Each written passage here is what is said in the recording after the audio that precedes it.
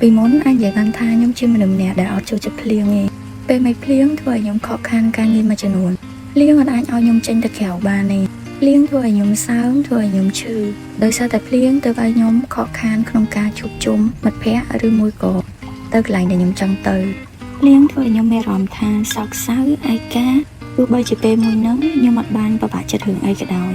តែឥឡូវខ្ញុំបែរជាខុសពីមុនខ្ញុំប្រែក្លាយពីមនុស្សដែលស្អប់ភ្លៀងក្លាយទៅជាមនុស្សដែលចូលចិត្តភ្លៀងអាចធ្វើឲ្យខ្ញុំខកខានក្នុងការចេញទៅក្រៅ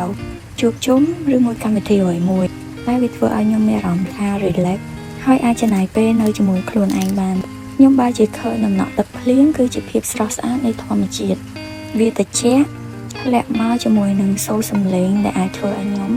ងុយគេងហើយគេងលក់ស្រួលខ្ញុំអាចចំណាយពេលមួយនោះនៅផ្ទះស្ដាប់ភ្លេងគូគំនូបន្លែងលេងជាមួយនឹងឆ្កែឆ្មារបស់ខ្ញុំឆុងមីឬមួយក៏ញ៉ាំស៊ុបក្តៅហឹកតែក្តៅ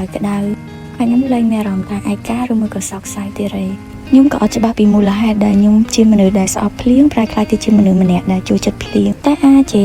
មកពីយើងស្រឡាញ់ខ្លួនឯងជាងមុនទៅធ្វើឲ្យយើងមានអារម្មណ៍សប្បាយចិត្តនឹងខ្លួនឯងមិនថានៅក្នុងកលៈទេសៈបែបណា